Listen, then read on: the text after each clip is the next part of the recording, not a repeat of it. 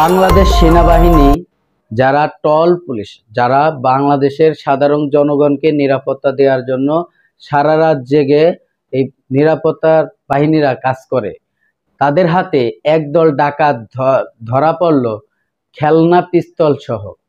সুপ্রিয় দর্শক শ্রোতা, আসসালামু আলাইকুম। দেশে এবং প্রবাসে, দূরে এবং কাছে, যে যেখান থেকে আজকের এই ভিডিওগুলো দেখার জন্য প্লে করেছেন, সবাইকে অনুরোধ করব সম্পূর্ণ ভিডিওটি কন্টিনিউ করবেন, কারণ বিশেষ কিছু তথ্য রয়েছে আজকের এই ভিডিওতে। খুবই ইম্পর্টেন্ট এবং গুরুত্বপূর্ণ কিছু বিষয়ের বস্তু রয়েছে, আপনারা জানলে অবাক হয়ে যাবেন। প্রিয় দর্শক, আমাদের বাংলাদেশে বর্তমান অন্তর্বর্তীকালের সরকারের আমলে যে সমস্ত পুলিশ প্রশাসন রয়েছে তারা কিন্তু খুবই ভালো মানুষ। কারণ বর্তমান ছিনতাই, রাহাজানি, চুরি বেড়ে গেছে, অতিরিক্ত ডাকাতি, চুরি, ছিনতাই বেড়ে গেছে। আর সেই সময় বাংলাদেশের পুলিশ প্রশাসন ট্যাকেল দিতে না পারার কারণে পাশাপাশি সেনা সদস্যদেরকে নামাইছে এবং সাধারণ জনগণের নিরাপত্তা দেওয়ার জন্য তারা কাজ করতেছে।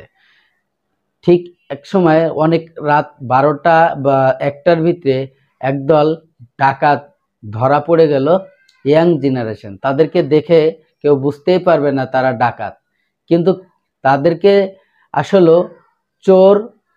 চোরের মন পুলিশ পুলিশ কথায় আছে। যখনই সেনাবাহিনীদের গাড়ি দেখেছে এবং তাদের আনাগোনা দেখেছে, তখনই তাদের কাছে যে অবৈধ অস্ত্র ছিল সেইগুলো তারা যখন বনের মধ্যে ছুঁড়ে ফেলে দেয়, তারই একজন সেনা সদস্য দেখে ফেলায়। দেখার পরে যখনই ওই পিস্তলটি তুলে নেয়, তখন দেখে যে একটি আর্মি অস্ত্র তাদের কাছে আছে, তাদেরকে হাতে নাতে ধরা পড়ে। আপনারা স্ক্রিনে শুরু থেকে যে ভিডিও দেখেছেন হয়তো আপনারা বুঝতে পেরেছেন। প্রিয় দর্শক, তাদের ব্যবস্থা এখন কি নেবে বাংলাদেশের অন্তর্বর্তীকালে সরকার? ডক্টর মোহাম্মদ ইউনূস স্যার এমন কিছু কথা বলেছে যে সাধারণ জনগণের নিরাপত্তার জন্য যদি কোনো মানুষকে, কোনো ডাকাত দলকে একদম চিরজীবনের মতো গোড়ার থেকে মুছে ফেলতে হয়, সেটাও তারা করবে। কারণ সাধারণ জনগণকে নিরাপত্তা দেওয়ার জন্য পুলিশ প্রশাসন সকল বাহিনী যেভাবে সারা রাত দিন রাত 24 ঘন্টা কাজ করতেছে, তারপরেও কেমন যেন ডাকাতরা এবং চোর ছিনতাই তাদেরকে কমতেছে না। আসলে আমরা অনেকেই হয়তো বুঝতে পারি না, যখন যার মান যায় তার মাল যায়, সেই তার মর্ম বোঝে। যার সাথে ঘটনাটি ঘটতেছে একমাত্র সেই কিন্তু জানতেছে তার বেদনা এবং ব্যথা। প্রিয় দর্শক, যার মাল যায় তার মান যায়। প্রিয় দর্শক, যে বাড়িতে ডাকাতি করার উদ্দেশ্য, যে গ্রামের বাড়িতে ডাকাতি করার উদ্দেশ্য করে নিয়ে ঢুকছিল তারা দেখেন একে একে 6 জন, 2 জন পালিয়ে চলে গেছে, আরও এখন 4 জন তাদের হাতে, সেনা সদস্যদের হাতে বন্দী আছে।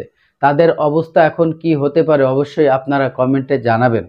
তাদের অবস্থা কিন্তু খুবই খারাপ হবে, কারণ বাংলাদেশের পুলিশ কিন্তু সাবেক পুলিশ না যে ঘুষ খাইয়ে ছাড়িয়ে দেবে। আর এটা কিন্তু সরাসরি সেনা সদস্যরা ধরেছে, অতএব এদের বিচার খুবই কড়াকড়ি হবে। প্রিয় দর্শক, আমি আর এই ভিডিও নিয়ে বেশি কথা বাড়াইতে চাই না, চলে যাব সেই গুরুত্বপূর্ণ ভিডিওতে যাওয়ার আগে ছোট্ট করে একটি রিকোয়েস্ট করব। দর্শক, আপনি যদি আমার চ্যানেলে নতুন বন্ধু হয়ে থাকেন, ভালো লাগলে চ্যানেলটিকে সাবস্ক্রাইব করে রাখবেন, আর এই ভিডিওটি প্রচুর পরিমাণে বন্ধুদের মাঝে শেয়ার করে দেবেন, যাতে সবাই দেখতে পারে এবং এই ভিডিওটি দেখে সতর্ক মতো সবাই সচেতনতা নাগরিক হতে পারে। তো চলুন আমরা সেই গুরুত্বপূর্ণ ভিডিওটি দেখে আসি।